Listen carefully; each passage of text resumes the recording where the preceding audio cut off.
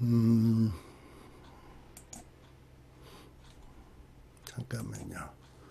제가 화면을 전환하도록 하겠습니다.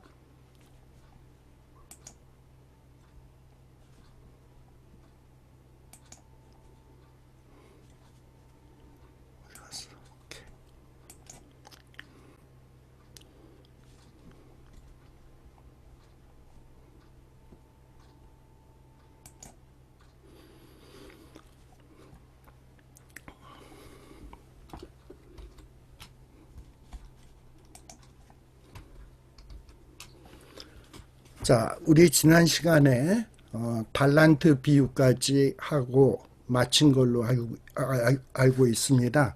근데 이 달란트 비유에서 한 달란트 받은 사람에 대한 얘기를 제가 조금 더 하겠다고 말씀을 드렸습니다. 우리 요 마태복음 24장, 25장은 정말 이 이야기가 어떻게 시작하냐. 제자들에게 예수님께서 성전이 이제 돌 하나 돌 위에 놓이지 않냐고 다 무너지겠다라고 말씀하시니까 제자들이 그럼 과연 예루살렘의 종말이 언제일까? 세상의 종말은 언제일까? 또 어떤 징조가 그런 종말이 있기 전에 어떤 징조가 있을 것인가에 대해서 예수님에게 질문을 던졌죠. 그래서 예수님께서 요 마태복음 24장 앞부분에서는 이제 이 종말, 예루살렘의 종말, 세상 종말 이전에 어떤 징조가 있을 것인지를 쭉 설명하시고, 그리고 어느 때에 그러면 예루살렘의 종말이 있을 것인가, 또 세상의 종말이 있을 것인가, 요 때에 대해서 말씀하시고요. 그리고 이제 25장에 들어서부터는 그러면은 이런 어떤 종말을 앞두고 주님 재림을 앞두고 과연 우리는 어떻게 살 것인가 하는 것을 주님이 말씀하고 계십니다. 근데 어떻게 살 것인가에 대한 내용을 설명하고 있는 것은 뭐냐면 달란트 비유하고 오늘 다루게 될 양과 염소의 비유를 통해서 이 주님 재림하실 때까지 또 우리의 종말의 날이 이를 때에 어떻게 살아야 될 것인가 하는 것을 설명해 주고 있습니다. 지난 시간에 우리 달란트 비유를 했는데요. 우리는 한 달란트, 두 달란트, 뭐 다섯 달란트 하니까는 뭐 1불, 2불, 5불, 뭐 요 정도 아주 뭐 별 볼 일 없는 금액으로 생각하기가 쉬운데 제가 지난 주일에 말씀드렸습니다만 한 달란트는 6천 데나리온이라고 얘기를 했어요. 한 데나리온이 하루 노동자가 받는 품삯이라고 했습니다. 그러면 이 노동자가 6천일을 일해야 가질 수 있는 돈이 한 달란트입니다. 그러니까는 뭐 안식일 빼고 한 20년을 꼬박 일해서 하나도 쓰지 않고 저축을 해야 한 달란트. 그러니까 40년을 일해야 두 달란트. 그 다음에 20년에다가 다섯을 곱하면 100년을 일해야 모을 수 있는 돈이 100달란트다.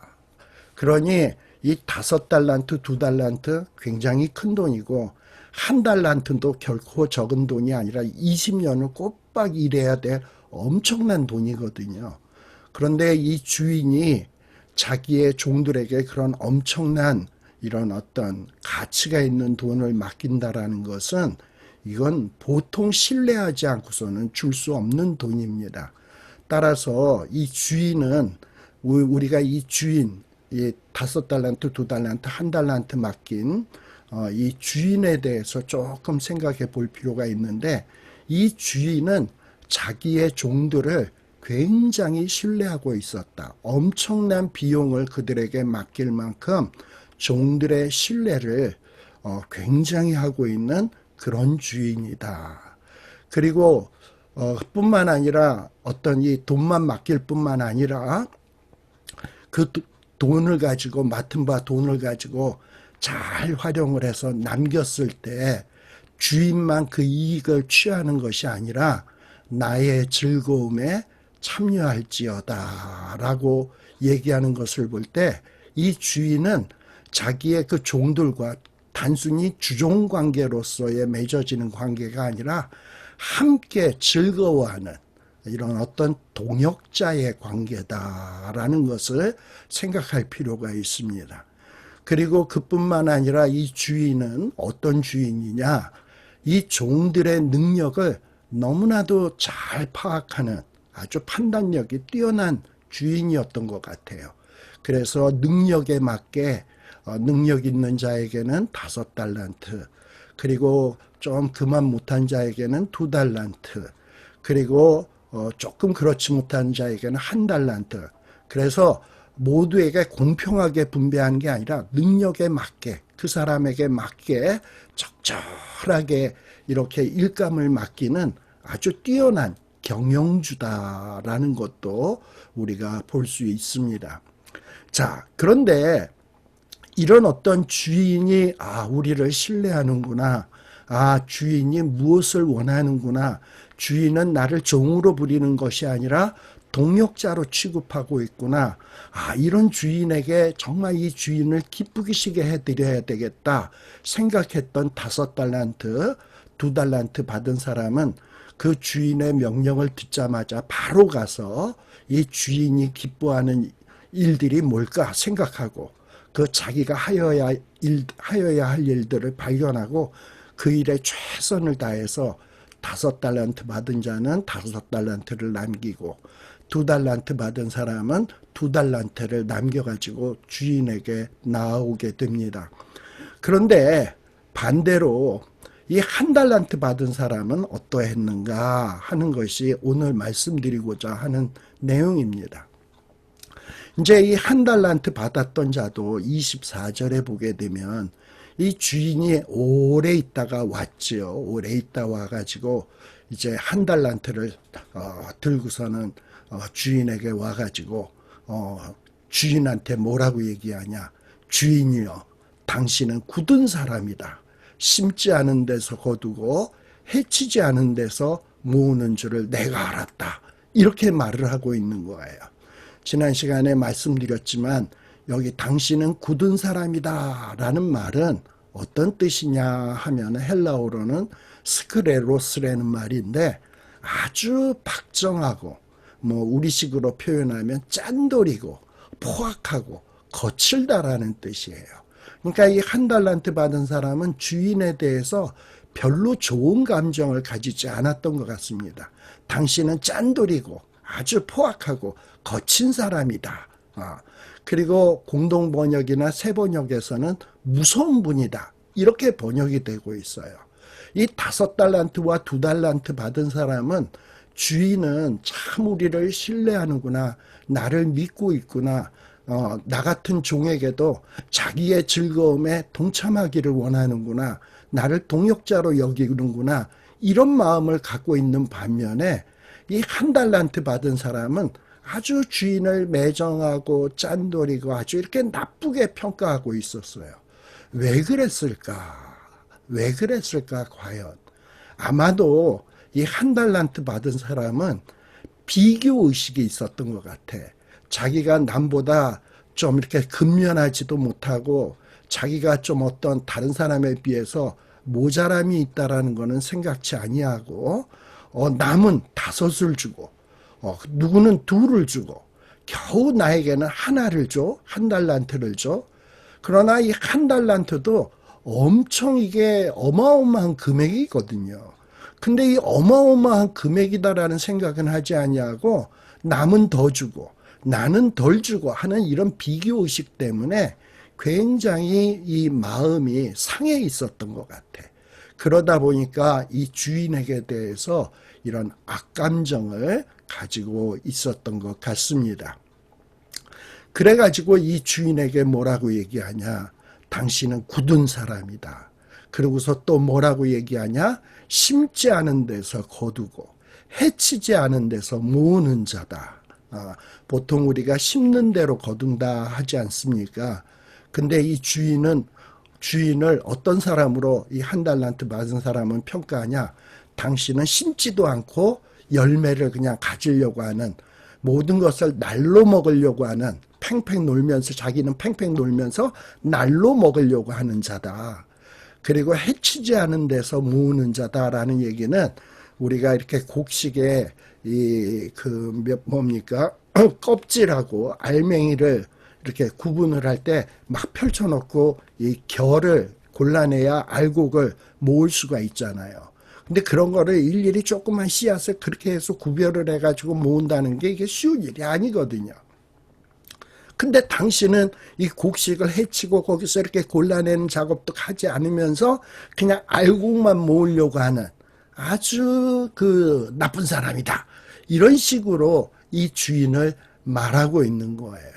이 주인이 자기를 얼마나 신뢰하는가, 자기와 함께 얼마나 즐거움에 동참하려고 하는가, 이런 생각은 조금도 하지 않는 거죠. 자기에게 큰 돈을 맡기고, 그리고 자기를 이 주인의 분신으로 여기고, 그리고 이 주인은 주인과 이 종이 함께 일하고 함께 즐거움을 나누기를 원하는 자로 생각하지 아니하고, 그리고 또 이렇게 적은 일에 충성했을 때, 적은 일에 충성을 했을 때, 사실 2달란트, 5달란트도 적은 일이 아니죠. 뭐 어떻게 보면은 뭐 2달란트는 40년 노동을 해야 벌 수 있는 돈이니까 엄청난 돈이고, 5달란트는 100년을 일해야 모을 수 있는 돈인데 이게 어찌 적은 일이겠습니까? 근데 그런 적은 일을 한 대가로 그보다 엄청 많은 것으로 맡겨주시는 이런 주인이거든요. 근데 이런 주인에 대한 어떤 이런 평가를 제대로 하지 못하다 보니까 정말 주인에게는 해서는 안 돼, 이런 막말을 하게 되었다라는 겁니다. 어찌 보면 오늘날 우리들에게도 이런 모습이 얼마나 많이 있는가 하는 생각이 들어요. 우리 하나님께서는 우리와 함께 일하고 싶어하고, 이 세상을 하나님의 나라로 건설하는데 우리와 함께 동역하기를 원하고, 그리고 하나님의 나라가 이루어지게 되면 함께 즐거워하고, 나는 비록 적은 일을 했지만 하나님은 나에게 엄청난 거로 보상하려고 하는 이런 하나님인데, 이런 하나님의 지극한 사랑은 눈꼽만치도 생각하지 아니하고 이 세상에서 살면서 나보다 더 많이 가진 자, 나보다 더 잘난 자, 어떤 이런 비교의식에 빠져가지고 하나님에 대해서 뭔가 실망하고 낭망하고 더 나아가서는 원망을 하는 이런 모습들이 혹시 있지는 않을까. 그래서 우리는 항상 어떤 생각을 하냐, 하나님이 내게 베푸신 것이 얼마나 큰가, 이거를 생각하는 것이 올바른 신앙생활의 출발점이다라는 겁니다. 이 1달란트 받은 사람은 이렇게 생각을 요따우로 하다 보니까 이제 이 주인에 대해서 잘못 오해하고 주인을 잘못 평가하다 보니까 주인을 이 사랑의 대상으로 생각하지 아니하고 두려움의 대상으로 생각을 하는 거예요. 그래서 야, 이거 이 1달란트가 엄청난 돈인데 이 1달란트 내가 잘못 썼다가 장사를 하다 망한다든지 손해를 갖게 되면 이 주인이 나를 얼마나 혼을 낼까, 나를 얼마나 책망을 할까. 요 1달란트를 잃어버리지 말아야지. 그래가지고 땅에 감추어 두었어요. 그리고 이 달란트를, 자기가 받은 달란트를 어떤 주인과 내가 함께 공유하는 이런 달란트로 생각한 것이 아니라, 이 달란트는 당신 거다, 내 게 아니다, 당신 거다. 그리고 이 당신 거니까 당신 거를 내가 돌려준다라는 이런 의식을 갖고 있었습니다. 반대로 5달란트와 2달란트 받은 사람은 어떠하냐? 주인이 나에게 이게 맡겼는데 이것이 물론 주인의 달란트지만 이 주인의 것을 내 것을 내가 불리는 마음으로, 주인의 것이 내 것이다라는 마음으로 내가 열심히 계획을 잘 세우고 지혜를 동원하고 열심히 노력해가지고 이거를 내일처럼 해가지고 주인의 마음을 기쁘게 해야 되겠다라는 마음을 가지고 5달란트 받은 사람은 10달란트를 가져오고 2달란트 받은 사람은 4달란트를 가져오는 이런 어떤 모습을 보이는 반면에 이 한 달란트 받은 사람은 이 한 달란트는 당신 거다. 나와는 상관없는 거다. 이건 당신 일이다. 이러면서 자기와 선을 긋고 있는 이런 어떤 완악한 모습을 보이고 있다라는 것을 눈여겨볼 필요가 있습니다. 우리가 하나님 나라의 일을 하고 복음을 증거하고 하는 것은 하나님의 일을 하는 게 아니에요. 하나님의 일이 곧 내 일이고 내 일이 곧 하나님의 일이고 그리고 그 일이 잘 되었을 때 하나님도 기뻐하지만 나도 덩달아서 기뻐하고 내가 그 일을 잘해서 하나님 앞에 영광을 돌리게 되면 하나님은 그 영광을 또 나를 영화롭게 해주시는 그런 하나님이다라는 것을 우리가 분명히 깨닫고 이 세상에 살아가야 된다라는 겁니다. 그런데 이 한 달란트 받은 사람은 전혀 그런 생각이 없었다. 그래서 감추어뒀던 한 달란트를 가지고 와가지고 보소서 내가 이렇게 당신 것을 하나도 잃어버리지 아니하고 그대로 가지고 왔나이다 라고 주인 앞에 내놓고 있습니다. 근데 여기 보면 달란트를 땅에 감추어 두었다라고 하는데 보통 이 요즘에는 은행이 있고 무슨 금고도 있고 뭐 이런 돈을 보관하는 이런 여러 가지 방법이 있습니다만 그 당시엔 뭐 은행도 없고 금고도 뭐 제대로 되지 못하다 보니까 사람들이 돈을 보관하는 방법이 뭐냐면 땅에다 묻어두는 거예요. 우리 그 감추인 보화 비유 공부했었죠. 이 감추인 보화를 어디다 감추었나요? 땅에다 묻어두잖아요. 이렇게 돈을 땅에다 묻어두는 것은 이 돈을 보관하는 방법이었습니다. 이 재산을 안전하게 보관하는 방법이 땅 속에다가 묻어두는 거예요. 아마도 이 한 달란트 받은 사람은 이 한 달란트를 잃어버리면 어떡하나. 그래서 이 한 달란트를 가지고 뭔가 투자를 하고 그걸 가지고 어떤 사업을 하는 이런 모험을 하기를 굉장히 두려워했던 것 같아요. 그리고 이 한 달란트를 그냥 그대로 가져오는 안전제일주의 이런 마음을 갖고 있는 아주 소심한 종이었던 것 같습니다. 자, 그래서 이 한 달란트 받은 자가 결국은 주인에게 꾸중을 듣게 되고 이 주인에게 책망을 받게 되는 이유가 뭐냐? 뭐 이 한 달란트 받은 사람이 그 돈을 주인 것을 빼돌리거나 사취하거나 그런 것 때문에 이 한 달란트 받은 사람이 책망을 받은 것이 아니에요. 이 한 달란트 받은 사람이 책망을 받은 근본적인 이유가 뭐냐? 이 한 달란트 받은 사람은 이 한 달란트라고 하는 20년치의 노임을 이 주인이 맡기신 의도가 뭘까? 이 주인의 의도를 정확히 간파하지 못했던 겁니다. 그리고 이 주신 이 달란트를 가지고 그냥 활용을 한 게 아니라 묵혀버리고 만 거예요. 저와 여러분들은 우리 주님께서 어떤 맡기신 것이 있어요. 건강도 주시고 지혜도 주시고 또 각각 사람에 따라서 재능도 주시고 어떤 기술도 주시고 남보다 조금이라도 좀 뭔가 어떤 뛰어난 구석을 주신 것들이 다 있습니다. 우리는 그런 걸 생각하면서 남들은 저만큼 나보다 훨씬 뛰어나고 좋은 것들을 주셨는데 나에겐 겨우 요만큼. 결코 그렇지 않아요. 우리에게 가진 것이 아무리 초라해 보이고 내 눈에는 보잘것 없다 할지라도 이것은 엄청난 능력을 발휘할 수 있는 엄청난 일을 할 수 있는 엄청난 거다라는 것을 생각해야 돼요. 사실 우리가 예수 믿기 전에는 영원히 죽을 수밖에 없었던 영원히 사망할 수밖에 없었던 우리들입니다. 근데 예수를 믿음으로 영생을 얻는 권세를 얻었어요. 비록 지혜도 모자라고 얼굴도 못생겼다 할지라도 우리가 이 영생을 얻었다라는 것만으로도 우리는 정말 감당할 수 없는 이런 은혜를 받은 거예요. 이 받은 바 은혜에 대한 소중함을 알아야 돼. 우리 주님이 나에게 왜 이 영생의 선물을 주셨을까? 나에게 왜 새 생명을 주셨을까? 나에게 왜 자녀되는 권세를 주셨을까? 이거를 깊이 생각하고 우리 주님이 이런 것들을 주시고 나에게 뭘 원하시는가? 이런 어떤 주님의 의도를 우리는 정확히 파악해야 합니다. 그리고 이 주신 것을 가지고 우리가 이 숨이 붙어 있는 그 순간, 우리의 목숨이 다하는 그 순간 주신 것들을 가지고 어쨌든 어떻게 하면 이것을 가지고 주님을 기쁘시게 할까?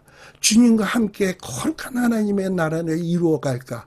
거기에 대해서 활용을 해야 되는 거예요. 그런데 이 한 달란트 받은 사람은 이런 생각을 전혀 하지 못했던 것 같습니다.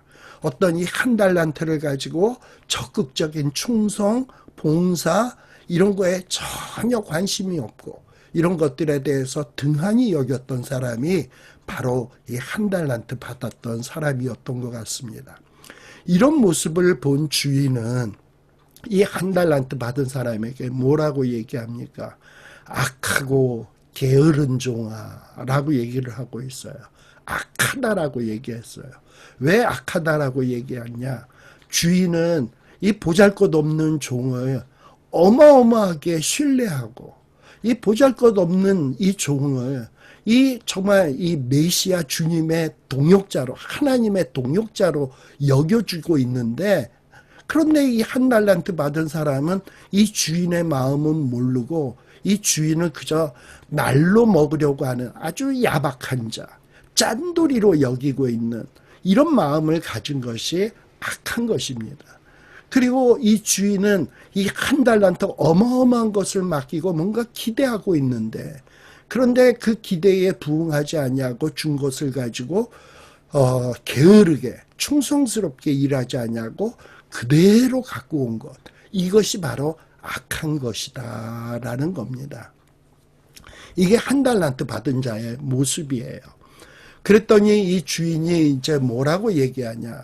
네가 이걸 그대로 갖고 왔어? 그리고 나를 아주 짠돌이 취급을 해? 내가 너에게 한 달란트 줘가지고 뭔가 남겨오면 내가 다 나 혼자 뭐 그냥 먹어치우는 아주 나를 구두쇠 스크루지 같은 사람으로 취급하고 있어? 그럼 네가 사람 잘못 봤구나. 내가 만일에 돈을 남기기로 했다면 너에게 한 달란트를 그냥 한 달란트 땅에 묻어뒀다 이렇게 가져올 줄 알았다면 아예 내가 돈 벌 요량이었다면 내 돈을 취리하는 자들에게 맡겼다가 내가 돌아와서 내 원금의 이자를 받게 했을 것이다 라는 거예요. 네가 만일에 정말 나를 제대로 생각하고 주인에게 뭔가를 남겨야 되겠다라는 마음이 있다면 그러면 어디 은행이나 어디다 투자해서 이자를 얻어가지고 그걸 갖고 왔어야 되는 것 아니냐라는 거예요. 자, 그러면서 여기 보면 돈을 취리한다라는 말이 나오는데 이거는 구약 성경의 배경을 갖고 있는 거예요. 신명기 23장 19절에서 20절에 보면 구약에 사람들에게 돈을 빌려주고 이자 받는 것에 대한 규정이 나와 있습니다. 이 신명기 23장 19절에 보게 되면 내가 형제에게 어떤 돈 같은 것을 물질을 구워주거든 이자를 받지 말아라. 여기 형제라고 하는 것은 누구냐? 뭐 한 어머니 아버지에게서 태어난 이 형제만을 얘기하는 게 아니라 같은 이스라엘 동족 백성을 얘기하는 거예요. 같은 이스라엘 공동체에 속한 이런 유대인들 공동체에 속한 사람들이 자기의 동족 민족에게 돈을 구워줄 때는 이자를 받지 말아라.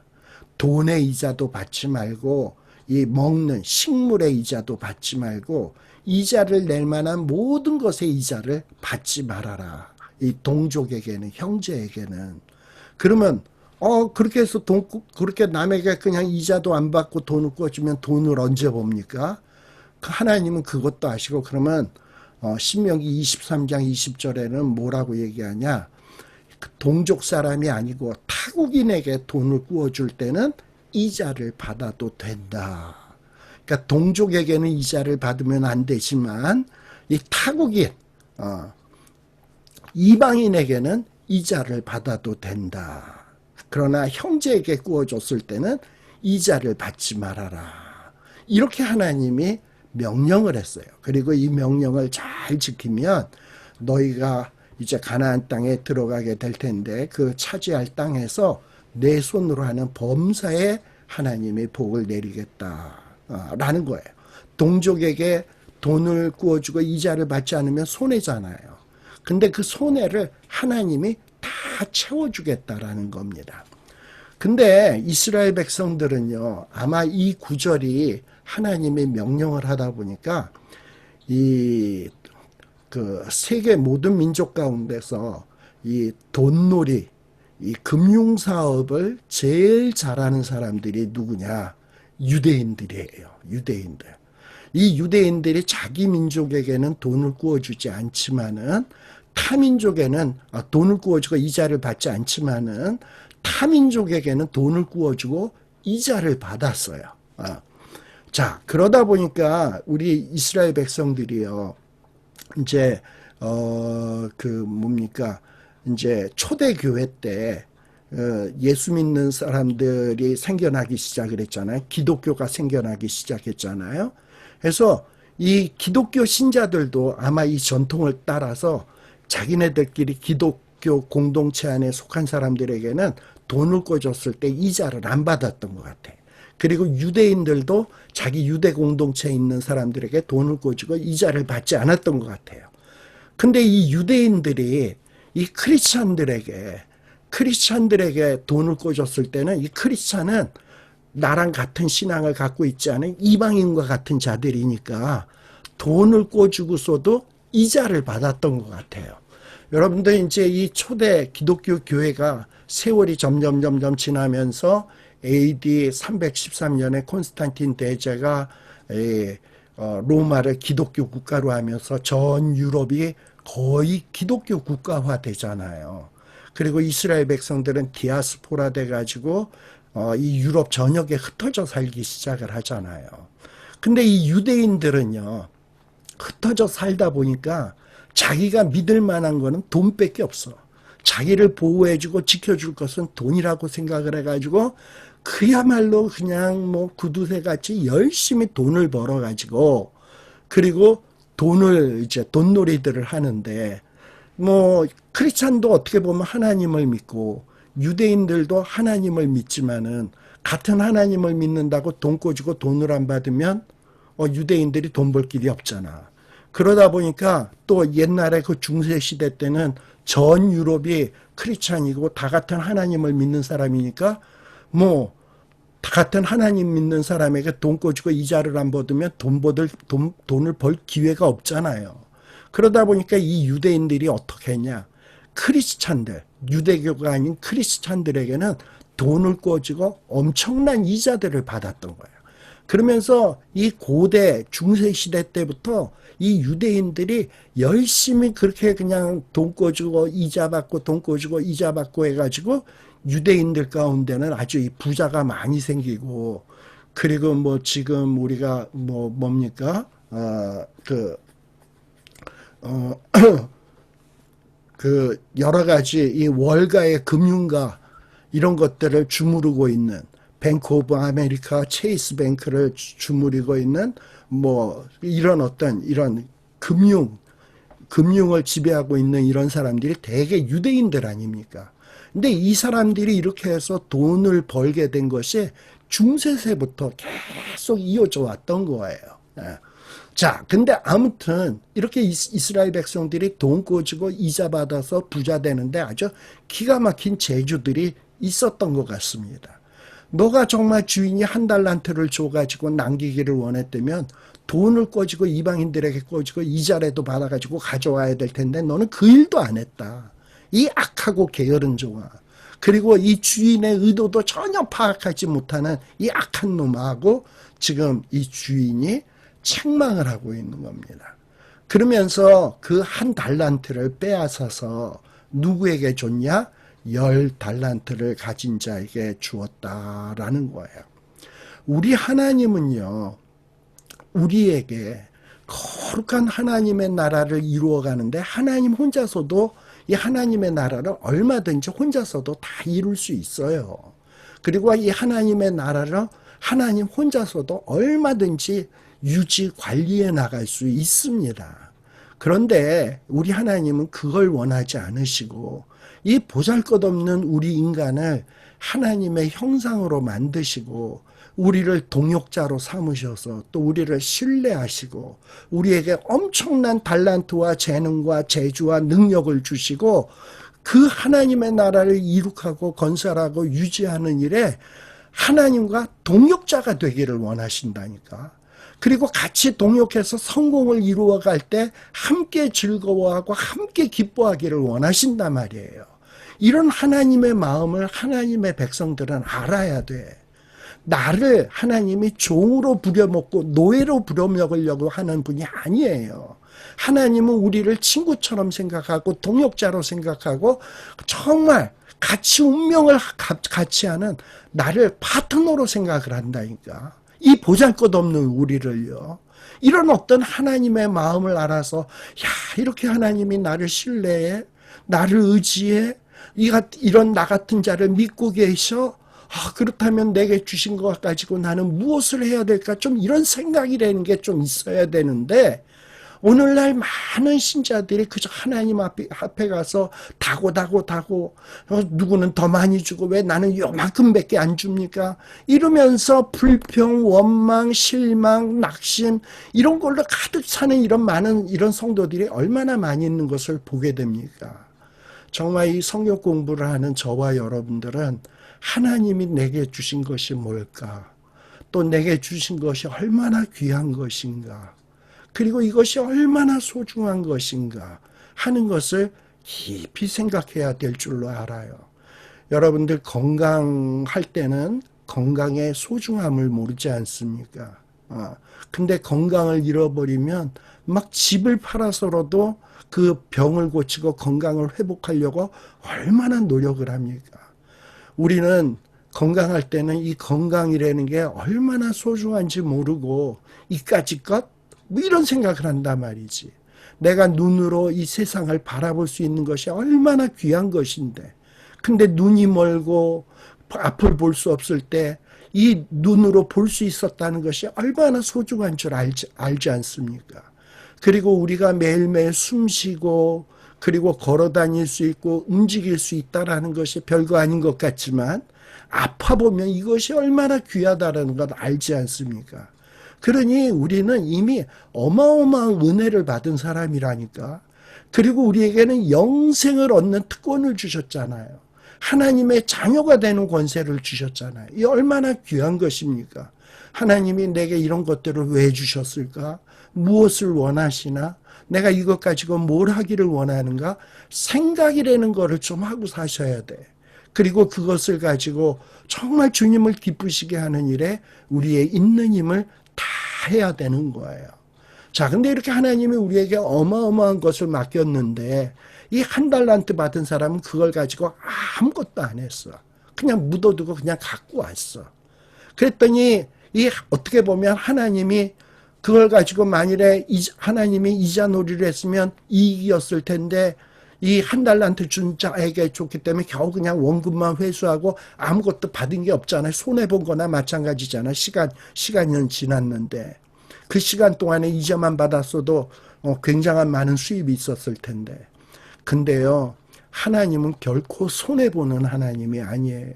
한 달란트 받은 사람이 게을러가지고 아무것도 가져오지 않았을 때, 이익을 남기지 않았을 때, 하나님은 더 능력이 있는, 열심스럽고 충성스럽게 가진 것, 하나님께로부터 받은 것을 가지고 활용할 줄 아는 사람에게 주어가지고, 이 10달란트 받은 자에게 주어가지고, 정말 이 한 달란트 받은 자가 이자 어디다 은행에다 맡겨서 이자를 벌었으면 그만큼의 이익을 10달란트가 가진 사람이 회복할 수 있도록 10달란트 받은 자에게 주어가지고 하나님은 결코 손해보지 않는 하나님이다. 그리고 하나님은 어떻게 하냐? 그러면 10달란트 받은 사람을 이용해 먹어가지고 하나님만 이득을 보냐? 아니에요.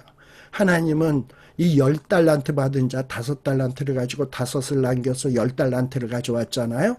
그래서 이 자는 많은 것을 남겼단 말이에요. 그런데 이 남긴 자에게 뭐라고 얘기하냐? 무릇 있는 자는 받아서 더욱 풍족하게 되고 그리고 게을러가지고 아무 일도 하지 않아서 남겨온 것이 없는 자는 그 있는 것까지 빼앗기리라 라고 이야기를 하고 있습니다. 그러면서 이 한 달란트 받은 자를 뭐라고 평가하냐? 무익한 종이다라고 이야기를 합니다. 그리고 바깥 어두운 데로 내쫓아라. 거기서 슬피 울며 이를 갈기라 하시니라 라고 말씀을 하고 있습니다. 우리 주님의 우리 예루살렘의 종말, 세상의 종말까지 우리는 과연 어떻게 살아야 될 것인가 하는 거예요. 우리 하나님은 우리가 어떻게 살기를 원하시는가? 하나님이 우리에게 많은 것을 주셨는데 그 주신 것을 가지고 하나님의 의도가 뭘까? 나를 이 종말의 날까지 이 생명을 연장시켜 주시고 이 땅 위에서 건강 주시고 살아가게 하시는 이유가 뭘까? 주님의 의도가 뭘까? 그리고 하나님이 내게 맡기신 달란트는 과연 무엇일까? 이것을 생각하면서 이걸 가지고 내가 어떻게 활용을 할 것인가? 이것을 어떻게 정말 하나님을 기쁘시게 하는 일에 활용을 할 것인가? 이런 깊은 생각을 하면서 그 일에 최선을 다하는 것이, 충성을 다하는 것이 이 종말을 맞이하는 자세입니다. 먹든지 마시든지 그리고 사고 팔고 시집가고 장가가고 할 때도 항상 하나님이 이 일을 통해서 무엇을 의도하고 있을까? 무엇을 기뻐하실까? 그리고 내게 주신 달란트를 가지고 이런 여러 가지 나의 일상생활을 통해서 하나님을 기쁘시게 할 것이 뭘까? 하나님이 기뻐하시는 열매가 무엇일까? 그리고 그것을 얻기 위해서는 내가 무엇을 해야 될 것인가? 그리고 내가 얼만큼 근면해야 될 것인가? 이거에 대해서 끊임없는 생각을 하면서 하루를 살아가서 주님이 나중에 이제 너 세상의 수고를 그만하고 내게로 와라 하고 내가 그동안 내게 맡긴 걸 가지고 너는 어떻게 했었니? 이랬을 때 이 풍성한 열매를 내놓으면서 주님 저를 믿어주셔서 너무 감사합니다. 이 보잘것없는 나에게 이런 엄청난 달란트를 주시고 이런 걸 활용할 수 있는 이런 권세를 주셨으니 너무 감사합니다. 그런데 내가 열심히 했지만 내 요것밖에 못 거두었네요. 그리고 내놓았을 때 야 착하고 충성된 종아 네가 이렇게 적은 일에 충성을 했으니 정말 내가 많은 것을 너에게 주었다. 그리고 너는 나의 즐거움에 같이 참여하자. 이런 어떤 칭찬의 말을 듣는다면 그 인생이야말로 그 한평생의 인생을 정말 잘 산 인생 아니겠습니까? 저와 여러분들이 그러한 인생의 길을 갈 수 있는 저와 여러분들이 되기를 간절히 바랍니다. 그 다음에 어떻게 살 것인가에 대해서 이 두 번째 비유의 내용이 25장 31절서부터 나오게 됩니다. 이제 종말의 때가 분명히 있어요. 우리 인생의 종말의 때도 있지만 우리 주님이 이 땅 위에 영광으로 그리고 모든 천사들과 함께 오시는 그날이 있습니다. 그리고 이 인자가 영광의 보좌에 앉는 날이 있습니다. 여러분들 인자라고 하는 말을 제가 여러 번 설명을 드렸죠. 인자는 여자 이름 인자가 아니고요. 이 인자는 흙의 아들이라는 뜻이에요. 흙의 아들. 그래서 인자 하면은 브네이 아다마라는 말을 써요. 브네이라는 말은 아들이고 아담이라는 말은 사람이라는 말도 돼요. 사람 이름 아담도 되지만 아담의 원뜻은 흙에서 만들었기 때문에 흙이라고 하는 뜻도 있어요. 그러니까 흙의 아들이야. 흙의 아들이니까 인자라고 하는 것은 굉장히 연약한 존재입니다. 흙으로 만들어진 아들이니까 부서지기 쉽고 뭐 다이아몬드로 만든 것도 아니고 금으로 만든 것도 아니고 정말 널리 깔려있는 흙으로 만든 아들이니까 얼마나 흔한 자입니까? 우리 예수님도 그러했어요. 우리처럼. 이 땅 위에 오셨을 때 흠모하는 만한 것이 없고 정말 사람들이 실어버린 바 될 정도로 정말 보잘것없는 아마 예수님의 모습도 그렇게 잘생기진 않았던 것 같아. 처체하고 아주 연약해 보였던 그런 모습이었을 것 같아요. 근데 예수님이 이 땅 위에서 사실 때는 비록 그렇게 초라한 모습으로 사셨지만 하나님의 의도를 알고 하나님이 맡기신 사명을 알고 그 일에 충성을 다해서 자기의 맡은 바 일을 다 감당하셨거든. 이 예수님이요. 그랬더니 결국은 하나님이 어떻게 하냐. 이렇게 지극히 낮아지셨던 인자이신 예수님을 지극히 높이셔서 영광스럽게 하셨어요. 그래서 이 주님이 이 땅 위에서는 인자로 사셨는지 모르지만 이제 장차 오실 때는 영광의 모습으로 그리고 하늘에 있는 이 어마어마한 천사들을 거느리고 이 땅 위에 오실 것이고 이 세상에서 공생애를 사실 때 육신의 모습으로 살 때는 인자의 모습이었는지 모르지만 이제 이 예수님은 보좌에 앉아서 왕노릇 하실 거예요. 그런데 이 예수님의 뜻을 알고 우리 아까 달란트 비유에서 얘기했듯이 예수님의 뜻을 알고 예수님의 뜻에 맞춰서 살면 우리도 이 땅 위에서 살 때는 인자와 같이 보잘것없는 존재지만 훗날 우리 하나님이 우리를 지극히 영광스럽게 하고 그 영광에 동참케 해서 함께 즐거워하는 그날이 있다니까요. 여기 주님이 영광으로 온다라고 하는 말은 이 주님이 오시는 그 모습이 얼마나 그 정말 찬란하고 황홀해가지고 뭐라고 표현할 필요 없어. 그래서 영광으로 천사와 함께 온다라는 표현을 사용하고 있습니다. 그리고 이렇게 천스레 하늘의 천사들과 함께 온다라고 하는 것은 이 예수님의 재림의 장면이 아주 전 우주적이라는 것을 그리고 아주 장엄하다라는 것을 보여주고 있는 거예요. 자, 근데 여기서 우리가 생각해야 될 것이 예수님이 지금 인자가 내가 이제 모든 영광으로 천사와 함께 올 거다. 그리고 내가 영광의 보좌에 앉을 거다. 라는 얘기를 하고 계세요. 근데 지금 이 얘기를 하는 시점이 어느 시점이냐? 이제 우리가 1월 달에 들어가면은 이 마태복음 26, 27, 28장을 공부하게 될 텐데 이제 26장에서부터는 예수님의 말할 수 없는 고난과 순환을 당하시게 돼요. 사람들에게 멸시와 천대를 받아요. 이런 자가 이렇게 멸시와 천대를 받는 자가 무슨 하나님의 아들일까라고 생각할 만큼 정말 밑바닥으로 낮아집니다.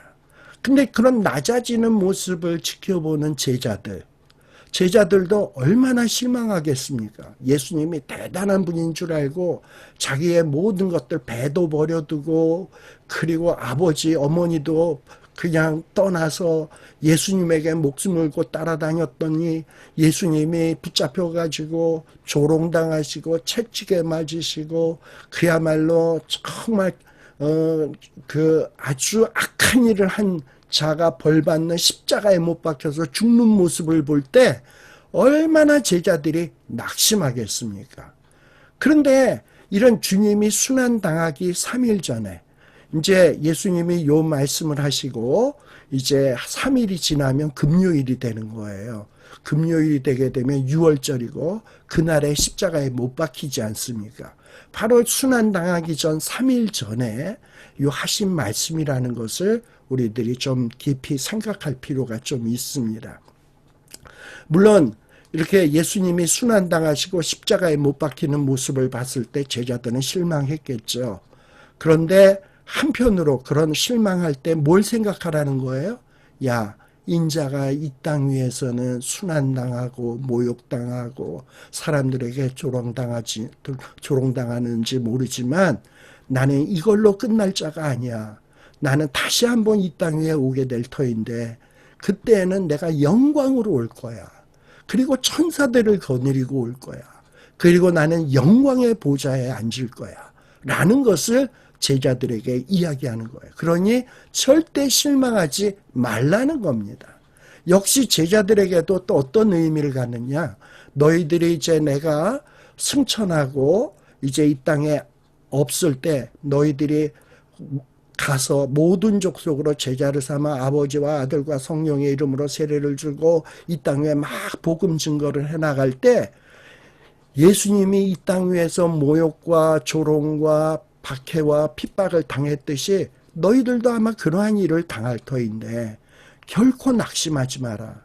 내가 나중에 영광으로 이 땅 위에 임하는 것처럼 너희들도 이 땅 위에서 많은 고난을 당한다 할지라도 그 마지막은 뭐냐? 너희들은 영광의 승리를 할 것이다. 천사를 거느리는 자들이 될 것이다. 그리고 나와 함께 영광의 보좌에 앉아서 왕노릇하게 될 것이다. 라는 이런 어떤 희망을 주고 있는 거예요. 그래서 우리가 가진 바 달란트를 가지고 이 땅 위에서 뭔가를 해나갈 때 여러 어려움이 있고, 그리고 힘든 일이 있고, 핍박받는 일이 있고, 그리고 여러 가지 눈물 나는 일이 있다 할지라도 우리는 이게 끝이 아니지. 주님이 그러했던 것처럼 나에게도 영광의 날이 있어. 나도 주님과 같이 왕 노릇할 날이 있어. 이런 어떤 소망을 잃지 말고 끝까지 충성하라는 거예요. 하나님의 의도를 알고 하나님 나라를 이루어가는 일에 최선을 다하라는 겁니다. 바로 이런 어떤 가르침을 주기 위해서 주님이 이런 말씀을 하고 있는 겁니다.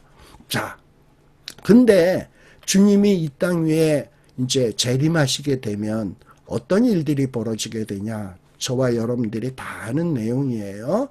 모든 민족을 모으게 될 거다. 여기서 이 모든 민족은 유대 민족만이 아닌 이방 모든 세계의 모든 민족을 가리키는 말입니다. 왜 이게 모든 민족이냐? 이제 천국 복음은요, 주님의 제자들을 통해서 예루살렘과 유대와 사마리아와 땅끝까지 주의 복음이 증거되지 않습니까? 그리고 또 오늘 우리들에 의해서도 세계 방방곡곡에 주의 복음이 전해지고 있지 않습니까? 그래서 이 모든 민족, 온 세상에 주의 복음이 전파되게 되면 이제 주님이 오신다고 하지 않았습니까? 이렇게 모든 세상의 이방인도 이 복음의 소식을 듣기는 다 들어요. 그런데 듣기는 듣고 어떤 자들은 그 복음 앞에 복음을 받아들이고 주님을 믿고 회개하고 돌아오는 자가 있는 반면에 어떤 자들에겐 이 복음이 주어졌는데도 이 복음을 무시하고 멸시하고 받아들이지 아니하고 이 복음과 자기는 관계없는 것으로 여기는 자들이 있단 말이지. 바로 그거에 대해서 심판하시겠다라는 거예요. 근데 여기 보면 모든 민족을 모은다 그랬죠. 아까 예수님이 재림하실 때 추수꾼들을 데리고 모든 천사들을 데리고 온다 그랬는데 바로 이 모든 천사들이 누구냐? 추수꾼이에요.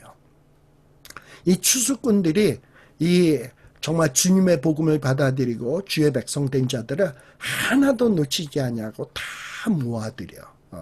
자, 그리고 이제 모아들이고서 어떤 이제 심판을 하게 된 것이죠. 양과 염소를 구분하는 것 같이 구분하시겠다라는 겁니다. 이 양과 염소는요, 보통 낮에는 똑같이 이 풀밭에다가 이런 이 산 등성이 같은데 풀이 많이 나는데 양과 염소를 같이 풀어 놓습니다. 어떤 그 무리들을 구분 없이 섞여서 풀 뜯어 먹게 이렇게 보내게 해요. 그런데 이제 낮이 지나고 어둠이 깔려지기 시작하면서 해가 지게 되면 이제 이 양과 염소들을 데리고 이제 무리에다 집어넣게 되죠. 근데 이 우리에다 집어넣을 때는 이 양과 염소를 구별한다고 합니다. 낮에 풀 뜯어 먹을 때는 그냥 다 같이 그냥 한 풀밭에서 같이들 풀 뜯어 먹지만 저녁 때가 되면 구별하는 때가 있다라는 거예요. 예. 자, 그러면 왜 이렇게 양과 염소를 구별을 하느냐? 양은 털이 많아가지고 이 추위에 굉장히 강하다고 해요. 그래서 이 양은 추워도 그 추위를 잘 견뎌내는데 이 염소는 이 양보다 털이 적다 보니까 추위에 굉장히 추위를 많이 타고 추위에 취약하다고 얘기를 합니다. 그러다 보니까 이 염소는 좀 따뜻한 우리에다가 구별해서 집어넣어줘야 된다라고 하는 거예요. 아무튼 여기에서는 따뜻한 곳, 추운 곳 이거가 아니라 이렇게 구별하는 때가 있다라는 거예요. 낮에는 서로 섞여서 같은 풀밭에서 풀 뜯어 먹지만 저녁 때가 되면 구별하는 때가 있다라는 거예요. 우리가 이 땅 위에서 살 때 예수 믿는 자, 안 믿는 자, 신앙생활 잘하는 자, 엉터리로 하는 자 똑같이 새끼 밥 먹고 똑같이 숨 쉬고 똑같이 태양의 빛을 우리가 혜택을 받고 똑같이 이 세상에 살아가는 것 같지만 마냥 그렇게 사는 것이 아니에요. 어느 때가 되면 딱 때가 되면 구별하는 때가 있어요. 양과 염소를 구별하듯이 어떤 우리에게도 똑같이 이 세상을 살아가는 것 같았지만 주님이 재림하는 날 우리의 특성에 따라서 구별하는 날이 있다라는 것을 우리가 꼭 기억을 해야 된다라는 거예요. 지금 똑같이 살고 있으니까 뭐 저자나 나나 마찬가지겠지 이렇게 생각하면 안 되니까 분명히 주님이 재림하시는 날 구별하는 날이 있다라는 것을 기억할 필요가 있습니다. 근데 이 구별을 누가 하냐? 여기에 보면 목자가 양과 염소를 친히 구분한다라고 돼 있어요. 이 목자 대신은 예수님이 재림하셔서 우리의 이 내면의 특성, 우리의 그 믿음, 우리가 여태까지 행해왔던 것을 일일이 판단해가지고 너는 양, 너는 염소 분명히 구별하는 날이 있다라는 겁니다. 그리고 그 구별을 해서 심판의 대상은 심판으로, 구원할 자는 구원의 대상으로 구별하는 날이 있다라는 것을 잊지 않는 저희들이 되어야 됩니다. 그래서 우리 인생의 종말의 때까지 우리 주님 재림할 때까지 우리가 지금은 뭐 너나 나나 구분 없이 막 섞여 사는 것 같지만 이게 영원히 구별 없이 사는 것이 아니라 언젠가는 분명히 양과 염소처럼 딱 구별되는 날이 있겠구나. 그랬을 때 나는 과연 어느 편에 속할 것인가. 이런 의식을 하면서 우리의 남은 인생을 살아가야 돼. 여러분, 나중에 우리는 과연 양의 취급을 받을까요? 염소의 취급을 받을까요? 자, 여기 이 목자는 양은 오른편에, 염소는 왼편에 둬라라는 거예요. 이 성경에 보면 오른편은 뭔가 의로운 자리, 좋은 자리로 표현해요. 그리고 오른손은 아주 좋은 것을 표현해요. 그래서 우리 하나님이 나의 의로운 오른손으로 너를 붙들리라. 이거는 굉장히 우리를 강력하게 붙들어 주겠다는 거야. 반대로 왼편은 뭐냐? 저주받을 자리, 어떤 불의한 자리를 표현할 때 이 왼편을 사용을 합니다. 이 구약시대 때부터 이 오른편은 위엄, 영광, 존귀, 생명의 자리로 이 구약시대 때부터 구약의 성도들은 이해해 왔습니다. 근데 반면에 왼편은 뭐냐? 저주, 사망, 미련함, 힘의 상실. 여러분들 그 왼손잡이 사사 에웃 아시죠? 이 왼손잡이 오른손에 장애가 있는데 왼손도 힘이 없는 손 아닙니까? 그러니까 이 왼쪽이라고 하는 거는 좀 뭔가 부족하고 한심한 데가 왼편이야. 그런데 나중에 주님이 재림했을 때 오른쪽 왼쪽으로 구분하는 때가 있다라는 거예요. 그러면서 이 오른편에 있는 자들에게 뭐라고 말씀하시냐? 내 아버지께 복을 받을 자들이다.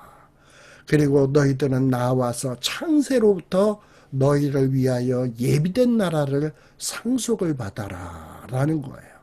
이 하나님이 어떤 나라를 예비하고 있는데 이 예비는 언제서부터 예비하기 시작했냐? 창세에서부터 예비한 나라예요. 제가 지난 시간에도 말씀드린 바 있습니다만 이 어마어마한 이 지금 우리가 살고 있는 이 세상 그랜드 캐년이나 뭐 옐로스톤이나 캐나다 로키 같은 데 보면 얼마나 경치가 어마어마합니까? 근데 이 어마어마한 이 땅도 이 아름다운 이 하늘과 이 땅도 6일 만에 창조했다니까. 그런데 지금 하나님이 우리를 위해서 예비하는 나라는 창세서부터 예비하는 나라예요. 근데 그 창세서부터 예비한 나라를 누구에게 주냐? 오른편에 있는 자들에게 주신다. 그러면서 오른편에 있는 자들에게 뭐라고 하시면서 주시냐? 너희는 복받을 자들이다. 그리고 너희를 위해서 이 예비된 나라를 받아라가 아니라 상속받아라 라고 얘기하고 있어요. 상속받아라라는 얘기가 뭡니까? 그냥 받아라라는 거는 수동적인 의미지만 상속받아라라는 것은 권리가 있다라는 거예요. 아무에게나 상속하는 거 아니잖아요. 친자 관계, 부모와 자녀 관계여야 상속을 받을 수 있는 것 아닙니까? 이렇게 우리 하나님은 우리를 위해서 예비된 나라를 준비하시고 우리를 자녀 삼아서 그 나라를 우리가 자녀되는 권세를 주시고 마땅히 상속받을 수 있는 권세를 주시고 그 나라를 주겠다라는 거예요. 자, 그러면 어떤 자가 양이고 어떤 자가 염소인가 하는 것을 생각을 해야 되겠죠. 여기 오른편에 있는 자들, 이 양이었던 자들에게 복받을 자들아, 내가 창세에서부터 예비한 나라를 상속받아라 하면서 그들이 어떤 삶을 살았길래 이렇게 어마어마한 축복을 주시는가가 25장 35절에서 36절에 설명이 되고 있습니다. 그러면서 뭐라고 얘기하냐? 내가 줄일 때에 너희가 먹을 것을 주었고 내가 목마를 때에 마시게 하였고 나그네 되었을 때에 영접하였고 헐벗었을 때에 옷을 입혔고 병들었을 때에 돌보았고 옥에 갇혔을 때에 와서 돌보았느니라 라고 이야기를 하고 있습니다. 자, 근데 이 복받은 자들이 이 하나님 나라의 이제 이 상속권을 가진 자들이죠. 그 자들이 복받은 자들인데 이 복받은 자들은 어떤 자들인가 하면은 이 재림하실 때 왕으로 오실 예수님의 형제를 섬겼다. 이 예수님의 형제라고 하면은 이 땅에 있는 여러 이 사람, 하나님의 형상으로 지음받은 사람들을 섬겼다라는 겁니다. 자, 그러면 이렇게 그 형제를 섬기는 사람들은 왜 이 사람들을 섬겼나 하는 이유가 있을 거 아니에요. 그 섬김의 내면을 보면 그 섬김이 믿음에 근거한 거예요. 어떤 믿음? 어떤 믿음에 근거한 거냐? 종말이 있다. 그리고 하나님이 나에게 달란트를 주신 것은 뜻이 있다. 그리고 이 달란트를 가지고 하나님이 원하시는 것이 있는데 그것을 내가 열심히 해서 뭔가를 남겨야 되겠구나. 그리고 종말이 있다. 그리고 그 종말의 날에는 양과 염소로 구분되듯이 구분이 된다. 그런 어떤 믿음이 있어야 돼요. 그런 확고부동한 믿음이 있으면 그 믿음은 믿음으로만 끝나지 아니하고 행동으로 나오게 돼 있어요. 그래서 야고보서 2장 20절에서 26절에 보면 행함이 없는 믿음은 가짜 믿음이잖아. 그래서 이 믿음이 제대로 된 믿음이 있으면 그 믿음이 행위로서 표현되게 돼 있어요. 어떤 행위냐?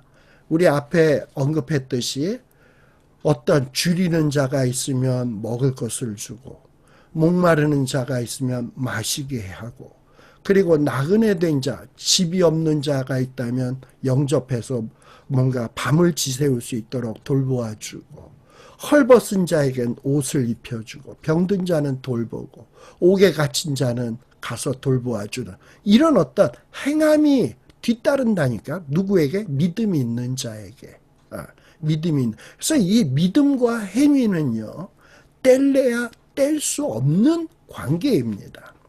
여러분들 유명한 구절 에베소서 2장 18, 9절의 말씀을 여러분들은 다 암송을 할 겁니다.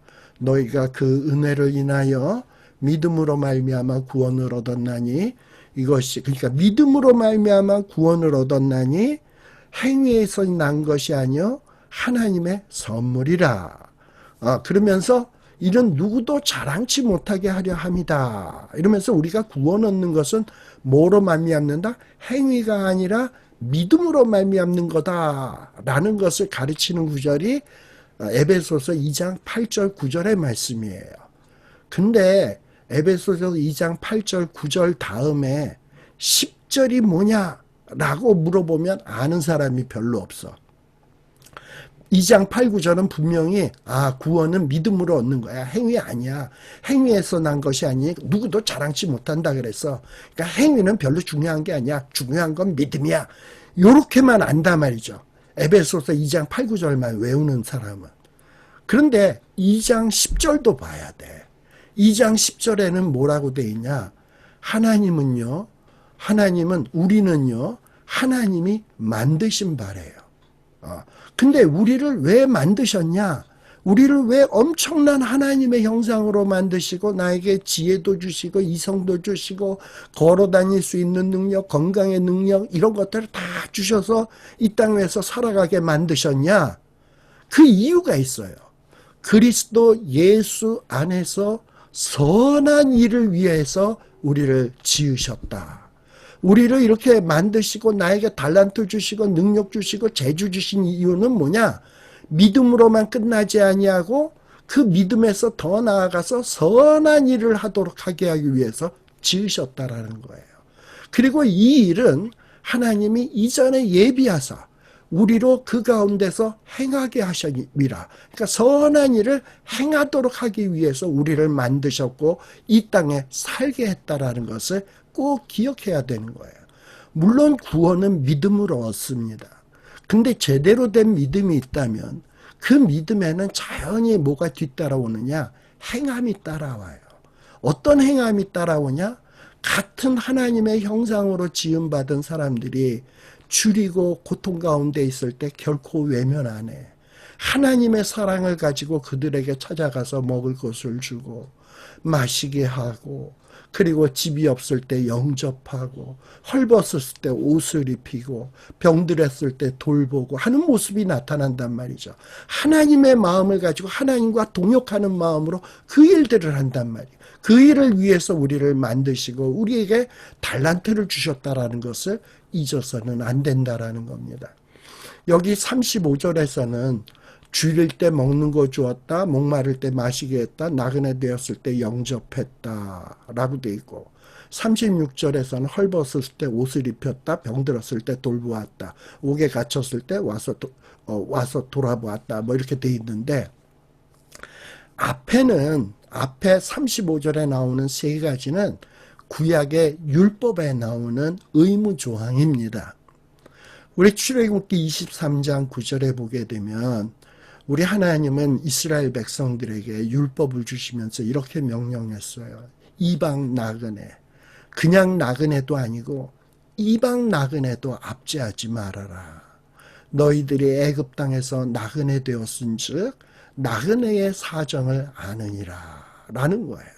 그러면서 나그네들을 돌보아라. 심지어 이방 나그네라 하더라도 너희들이 과거에 나그네였음을 깨닫고 그들의 사정을 돌보아라는 거예요. 또 신명기 10장 18절에 고아와 과부를 위하여 정의를 행하시며 나그네를 사랑하여 그에게 떡과 옷을 주시나니 하나님은 고아와 과부와 같은 정말 고통과 어려움 속에서 살아가는 사람들을 외면하지 않습니다. 나그네를 외면하지 않습니다. 그들에게 하나님은 떡과 옷을 주신다. 하나님이 이런 모습을 보이는 것처럼 너희들도 고아, 과부, 나그네를 사랑하고 하나님이 그들에게 떡과 옷을 주는 것처럼 너희도 그 일을 하라는 거예요. 이게 뭡니까? 하나님과 동역자가 되자는 거지. 하나님의 의도를 알고 하나님이 하시고자 하는 일을 너도 하라는 거지. 그거 하라고 우리를 만드셨고 우리에게 달란트를 주셨다라는 거예요. 근데 이런 하나님이 이렇게 하셨구나.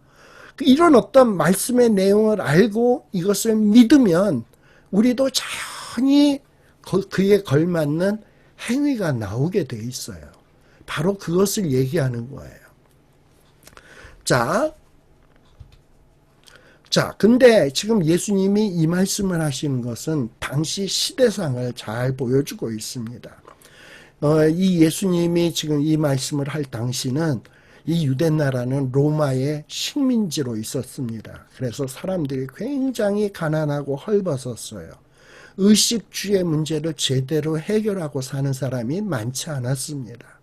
그러다 보니 늘 굶기 일쑤고 그리고 나그네가 될 수밖에 없고, 그리고 입지 못하고 이런 일들을 겪었단 말이지.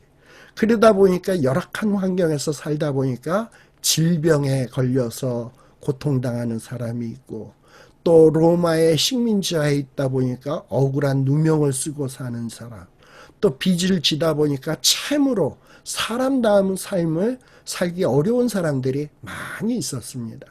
바로 예수님이 공생의 기간 동안 사역하실 때 예수님이 만난 사람들 중 상당수의 사람들이 이런 사람들이었습니다. 근데 주님은 이런 자들을 외면하지 않으셨습니다. 그리고 그들에게 다가가셔서 그들에게 엄청난 사랑과 은혜와 긍휼을 베푸셨어요. 이제 주님은 이 주님이 하셨던 일을 제자들이 하기를 원하는 거예요. 그래서 주님은 이 감람산에서 내가 재림할 때까지, 너희들의 인생의 종말의 날까지 내가 이 땅에서 했던 이러한 일들을 너희들이 해야 된다. 너희들이 주님 종말 때까지 어떻게 살아갈 것인가, 이것을 잊지 말아라 라는 거예요. 특별히 옥에 갇힌 자들을 방문하는 것. 이 당시에 네로의 박해, 도미티아누스의 박해, 얼마나 기독교인에 대한 박해가 있었습니까? 그러다 보니 복음 전도자들이 나그네 생활을 하면서 많은 핍박과 어려움을 당하는 사람들이 많이 있었어요. 근데 그런 자들을 결코 외면하지 말라는 거예요. 그들을 돌보라는 거예요. 그것이 너희들이 주님 올 때까지 준비하는 삶이라는 거야. 그것이 너희에게 주신 달란트를 활용하는 길이라는 거예요. 자, 이러면서 주님은 고난당하면서 살아가는 사람들을 예수님께서 자신과 동일시하고 있습니다. 그리고 고난받고 굶주리며 질병에 시달리고 있는 사람에게 베푸는 선행이 곧 자기 자신에게 하는 것이다 라고 설명을 하고 있어요. 자, 그런데 지금 주님이 너희가 줄일 때 나에게 먹을 것 줬지, 목마를 때 마시게 했지, 이렇게 주님이 얘기를 하니까 이런 얘기를 들은 의인들, 이 의인들 앞에서는 뭐라고 표현되어 있냐? 복받을 자들이었습니다. 근데 지금 요 25장 37절에서는 복받을 자들이 뭘로 호칭이 바뀌어지냐? 의인들로 바뀌어지고 있어요. 자, 이 의인들이 어떻게 해서 의인이 되었습니까? 자, 이 의인들은 믿음이 있었고요. 첫 번째, 종말이 있다. 하나님의 의도는 뭐다? 내가 어떻게 사는 것이 하나님이 기뻐하는 거다라는 사실을 알고 믿고 거기에 걸맞는 행위가 나타나는 자들.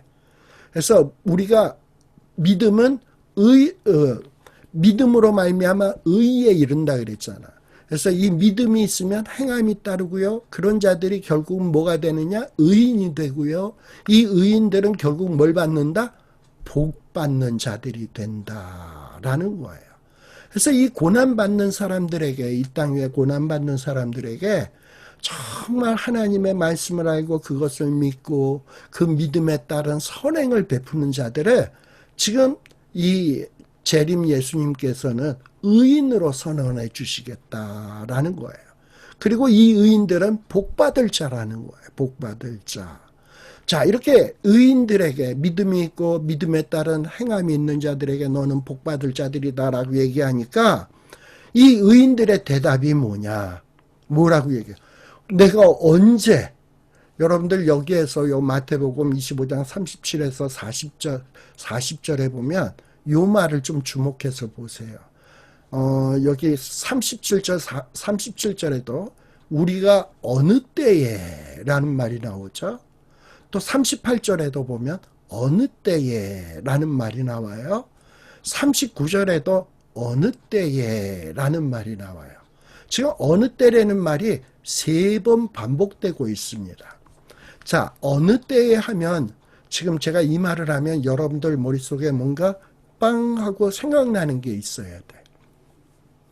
마태복음 24장 초두에 이 예수님이 예루살렘 성이 무너질 거다, 성전이 무너질 거다, 이러고 말씀했을 때 제자들이 놀래가지고 어느 때에 그런 일이 있겠습니까? 했던 거 기억하시나요?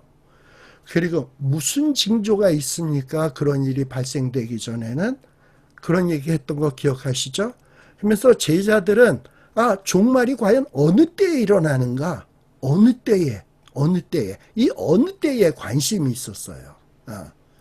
자, 그런데 그 어느 때라는 말이 지금 요 양과 염소의 비유에서도 어느 때라는 말이 3번 반복이 되고 있습니다. 자, 우리 사도행전 1장 8, 9절 오직 성령이 너희에게 임하시면 너희가 권능을 받고 예루살렘과 유대와 사마리아와 땅끝까지 이르러 내 증인이 되리라 라는 말씀 여러분들 다 아시죠? 근데 사도행전 1장 8, 9절 말씀 바로 전에 사도행전 1장 1절에서부터 7절까지를 보다 보면 어떤 내용이 나오냐. 예수님이 이제 승천하시기 위해서 감람산으로 올라가요. 그리고 감람산으로 올라갈 때 제자들이 주님 이제 회복하실 때가 이때니까 그랬더니 예수님이 하시는 말씀이 때와 시기는 너희의 알 바 아니요. 그러면서 사도행전 1장 8절 오직 성령이 너희에게 임하시면 너희가 권능을 받고 예루살렘과 하면서 이 말씀이 나오게 되는 거예요. 자, 제자들의 관심은 항상 뭐가 관심이 있었냐? 재림의 때가 어느 때일까? 근데 주님의 대답은 뭐냐? 그 때와 시기는 너희 알 바 아니다. 그 때에 관심 쓰지 말고 그냥 그 때라는 거는 그냥 잊고 살고 내가 너희에게 맡긴 일 예루살렘과 유대와 사마리아와 땅끝까지 이르러서 가난한 자들에게 사랑을 베풀고 복음을 전하고 내가 그 어려운 가운데 고통 중에 있는 사람들을 돌보았던 것처럼 너희들도 그 일을 해서 이 땅의 복음으로 하나님의 나라를 이루어가는 일에 신경 쓰라는 거예요. 자, 그러다 보면 주님이 어느 때에 올 것인가 관심 있어요? 그리고 자기 하는 일에 막 열심히 하다 보면 내가 언제 무슨 일 했지 그런 거 신경 쓰나요? 그러다 보니까 이 사람들은 때와 시기에는 관심 없고 주께서 맡기신 일 나에게 달란트 주셨으니 내가 이것을 해야 되지. 그리고 그 일에만 충성하다 보니까 내가 언제 나그네를 돌본 적이 있었지? 내가 언제 헐벗은 사람을 보고 옷을 준 적이 있었지? 내가 어느 때 병든 것이나 옥에 갇힌 것을 보고 가서 돌보았던 적이 있지? 생각이 나질 않는 거야, 이 사람들은. 그런데 이 임금 대신 주님이 말씀하시기를 뭐라고 얘기하냐?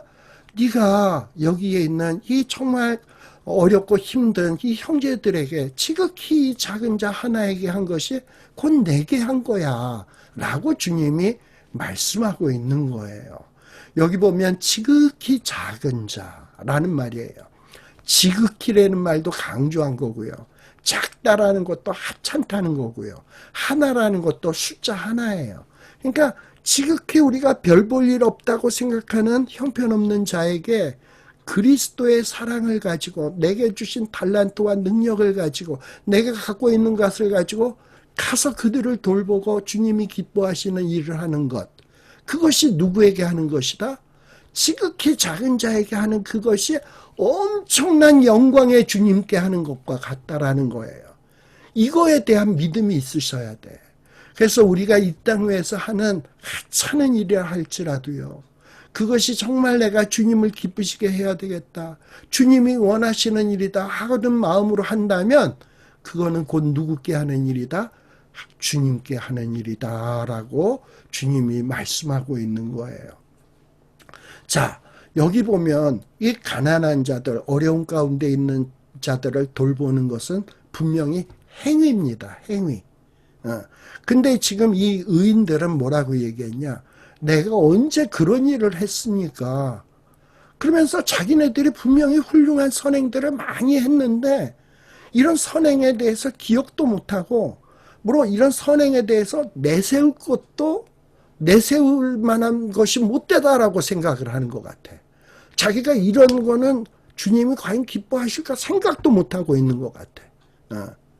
그러니까 이들은 자기가 행한 행위가 어떤 공적으로 생각하지 않는다니까. 하나님이 나를 이렇게 믿어주시고 나를 인정해 주시고 나에게 달란트를 주셨으니 이렇게 하는 건 당연한 거지. 그러고서 열심히 하는 거야. 언제 그런 선행을 했는지도 몰라. 죽을 때까지 그냥 그러고 사는 거야. 그러다 보니까 뭘 했는지도 몰라. 근데 주님은 그걸 다 기억하시고, 내가 헐벗었을 때 네가 나를 돌아봤구나. 내가 정말 아플 때 네가 나를 돌아봤구나. 이러고 주님에게 내가 언제 그랬어요? 네가 지극히 적은 자, 그 지극히 적은 자 하나에게 한 그것이 곧 내게 한 거야. 네가 그때 지극히 이거 뭐 별것도 아닌데 뭐 그래도 이거 주님 기뻐하는 일인데 하고 했던 그 일들이 다 내게 한 거야. 바로 우리가 주님 재림하시는 그날까지 그런 마음으로 살아가야 된다는 거예요. 이것이 주님의 재림을 준비하는 거라니까. 이것이 정말 종말을 준비하는 자의 삶이다라는 것을 우리에게 말씀을 하고 있는 겁니다. 그러나 반면에 반대되는 염소와 같은 자들은 누구냐? 25장 41절에 보면 왼편에 있는 자들에게 뭐라고 얘기하냐? 복받을 자들아가 아니라 저주받을 자들아. 나를 떠나 마귀와 그 사자를 위하여 예비된 영원한 불에 들어가라. 내가 주일 때 너희가 먹을 것을 주지 아니하였고 내가 목마를 때 마시게 하지 아니하였고 나그네 되었을 때 영접하지 아니하였고 헐벗을 때 뭐 이렇게 두두두두 말씀하십니다. 저주받을 자들아. 앞에는 양의 모습으로 살았던 사람은 복받을 자들, 의인 이렇게 얘기를 했는데 이 염소와 같이 산 자들은 저주받을 자라고 얘기를 했어요. 자, 보통 저주받을 자라고 하면 어떤 자들에게 사용합니까? 살인하고 도적질하고 시기하고 질투하고 간음하고 못된 짓 골라가면서 하는 사람을 저주받을 자들아 이렇게 얘기하잖아. 그런데 여기에서 저주받을 자들이라 라고 하는 표현하는 것을 가만히 보면요. 이 저주받을 자들이 정죄받는 이유가 뭐냐? 정죄받는 이유가 어떤 살인했다, 도적질했다, 간음했다, 시기, 질투 뭐 이런 정말 파렴치한 범죄를 저질렀기 때문에 저주받을 자들이다 라고 얘기하는 게 아니라 이 저주받는 자들이 왜 저주를 받느냐? 여기서 눈여겨봐야 될 말이 아니하였고 라는 말이에요. 여기 보면은 우리 42절에 보면 먹을 것을 주지 아니하였고 또 목마를 때에 마시게 하지 아니하였고 또 병들었을 때와 옥에 갇혔을 때 돌보지 아니하였다. 그러니까 저주받는 이유가 뭐냐? 아니했다라는 거예요. 어떤 살인하고 도적질하고 파렴치한 죄질을 지었기 때문에 저주받을 자라가 아니라 마땅히 하나님의 의도를 알고 하나님이 선한 일을 위해서 우리를 창조했는데 선한 일을 아니하면 이 자들이 뭐냐? 저주받을 죄라는 거예요.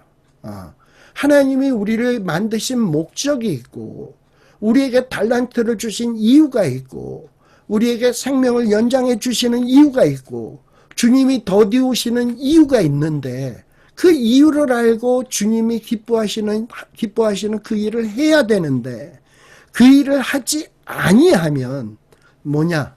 저주받을 자들아가 되는 겁니다. 그래서 정말 우리 주님의 의도를 우리는 제대로 알아야 됩니다. 근데 이 염소 같은 자들은 뭐라고 얘기하냐?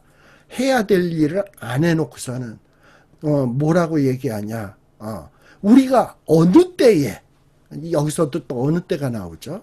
우리가 어느 때에 내가 목마른 자에게 물을 주지 않고 헐벗은 자에게 옷을 주지 않고 공양하지 아니했나이까 이러고 얘기를 하는 거예요. 우리가 주님에게 주님이 줄이실 때 목마르신 것이나 나그네 되신 것이나 헐벗은 것이나 병드신 것이나 옥에 갇힌 것을 보고 내가 공양하지 않은 적이 어디 있나이까? 난 주님을 본 적도 없는데. 그러면서 자기가 주님을 이 땅에서 살면서 본 적이 없으니까 내가 주님에게 본 적이 없는데 물 준 적도 없을 거 아니에요. 그러고선 지금 주님에게 따지는 거야. 자, 근데 주님은 뭐라고 얘기했다고요? 바로 그 헐벗는 자를 돌보는 것이 내게 하는 거다. 그럼 반대로 헐벗는 자가 있는데 그걸 외면하면 나를 외면한 것과 같다라는 거예요. 그러면서 25장 45절에 보면 진실로 너희에게 이르노니 이 지극히 작은 자, 주님이 아닌 이 지극히 작은 자 하나에게 하지 아니한 것이 곧 내게 하지 아니한 것이니라 라고 말씀을 하고 있습니다. 그리고 이 염소 같은 자들은 결국이 어떻게 된다? 영벌에. 반면에 복받을 자, 의인들은 영생에 들어가리라 말씀하십니다. 우리가 마태복음 제일 마지막 장 마지막 절에 보면 하나님이 내게 모든 권세를 주셨다. 그러니 이제 너희는 가서 모든 족속으로 제자를 삼아 아버지와 아들과 성령의 이름으로 세례를 주고 내가 너희에게 가르쳐 분부한 모든 것을 가르쳐 지키게 하라 그랬어요. 예수님은 말로만 가르치신 것이 아니에요. 정말 이 땅 위에 궁핍하고 질병에 시달리고 사랑에 목마른 사람들에게 사랑을 베푸시고 그들을 섬기면서 그들에게 복음을 증거하셨습니다. 바로 그런 모습 그대로 너희는 가서 이제 모든 족속으로 제자를 삼아 정말 세례를 주고 그들에게 내가 너희에게 분부한 가르쳐 모든 것을 그들도 가르쳐 지키게 하라. 그러면서 하나님의 나라를 이루어 가라라고 명령하고 계십니다. 이건 예수님의 유언이에요. 이제 저와 여러분이 우리 주님 재림하시는 그날까지, 아니 우리의 인생의 종말의 그날까지 우리는 과연 어떻게 살 것인가? 과연 주님이 재림을 언제 하지? 그때와 시기가 언제지? 그건 우리 알 바 아니에요. 하늘의 천사도 모르고 인자도 모르고 아무도 모른다 그랬어요. 또 주님은 그때와 시기는 너희의 알 바 아니라 그랬어요. 오직 성령이 너희에게 임하시면 너희는 예루살렘과 유대와 사마리아와 땅끝까지 이르러 내 증인이 되라고 말씀을 했어요. 바로 이 주님이 의도하고 있는 것이 뭔지를 알아야 돼. 때와 시기, 종말이 언제 오지? 이 때와 시기에 신경 쓸 거 없어요. 내가 무엇을 해야 주님이 기뻐하실까? 이거를 정확하게 알아야 돼. 그리고 징조 일어나잖아요. 지금 우리 주변에. 주님의 재림이 점점 가까워진다라고 하는 사인들이 있지 않습니까? 물론 이 징조가 주님의 재림의 징조가 아니라 내 인생의 종말의 징조일 수도 있습니다. 저와 여러분들의 몸에 여러 가지 징조가 나타나지 않습니까? 검은 머리가 허해지고 그리고 건강하던 이빨이 하나둘 흔들리기 시작하고 숭숭 빠지기 시작하고 옛날에 든든하던 다리가 막 허약해서 후두루들 떨리기 시작하고 이제 뼈마디가 온 곳에 욱신욱신 쑤시기 시작하고 이것이 다 뭡니까? 징조예요. 내 종말의 날이 가까워진다라는 징조입니다. 그럼 이 징조를 느낄 때마다 뭘 생각해야 되겠어요? 주님이 명령하신 것, 주님이 원하시는 것, 이것을 기억해야지. 그리고 그것을 기억하고 정말 사소한 일에도 이것을 어떻게 하는 것이 주님을 기뻐하시게 할까? 이 사소한 일을 통해서 어떻게 주님을 기쁘시게 할까? 그리고 주님이 원하시는 삶일까? 이거를 생각하면서 우리의 가진 달란트를 활용해서 최선을 다할 때, 그리고 마지막 우리의 종말을 맞이하고 주님 앞에 섰을 때 주님의 우리를 향하여 착하고 충성된 종아, 너가 작은 일에 그렇게 충성했구나. 그런데 이제 내가 너에게 많은 것을 주겠다. 나의 즐거움에 참여할지어다 라는 이런 어떤 정말 이런 칭찬의 말씀을 듣는다면 그 인생은 시작에서부터 종말까지 잘 산 인생 아니겠습니까? 저와 여러분들이 이와 같이 멋진 삶을 살 수 있는 이러한 저와 여러분이 되시기를 간절히 기원합니다. 기도하겠습니다. 아버지 하나님 감사드립니다. 저희들이 요 마태복음 24장, 25장, 종말장, 말세장 공부를 했습니다. 주님, 정말 이 주님이 말하시고자 한 뜻이 무엇인지 잘 깨닫게 하여 주시옵소서. 때와 시기는 우리의 알 바 아니라고 했습니다. 또 이 마지막 때가 가까울수록 어떤 징조가 있을 것인지 주님께서는 이미 우리에게 가르쳐 주셨습니다. 주님, 이런 어떤 징조들이 나타나는 모습을 보면서 또 나의 몸에 나타나는 이 종말이 가까워졌음을 알려주는 이 징조를 보면서 뭔가 우리의 심령이 밝히 깨닫는 저희들이 되게 하여 주시옵소서. 내 인생의 날이 멀지 않구나. 주님의 재림의 날이 멀지 않구나. 생각하면 생각할수록 내 할 일들이 눈에 보이게 하여 주시옵소서. 또 주님께서 내게 맡기신 달란트가 무엇인지 알게 하여 주시고 그것을 통해서 주님이 나를 얼마나 신뢰하시며 나를 믿어주시며 나를 향하여 기대하고 있는 바가 얼마나 풍성한지를 아는 저희들이 되게 하여 주시옵소서. 그리하여 그 주신 것을 가지고 우리의 인생의 나머지 그 목표를 향하여 끝까지 충성하며 달려갈 수 있는 저희들이 되게 하여 주시옵소서. 이제 방학을 합니다. 그리고 이제 1월 달서부터 다시금 우리가 성경 공부를 시작할 때인데 그때에는 인자 되신 주님께서 우리를 위하여 얼마나 고난을 당하셨으며 또 십자가를 지셨으며 그리고 그 가시밭길을 가셨는지를 공부하게 될 것입니다. 그런 공부들을 정말 할 때마다 우리가 가슴에 새기게 하여 주시고 주님 가신 길 우리도 따라가겠다라는 결심이 있는 저희들이 되게 하여 주시옵소서. 예수님 이름으로 기도드리옵나이다. 아멘.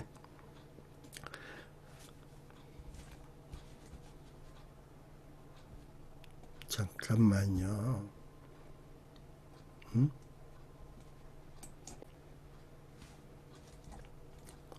마리씩 이걸 갈래? 알겠어. 괜찮아.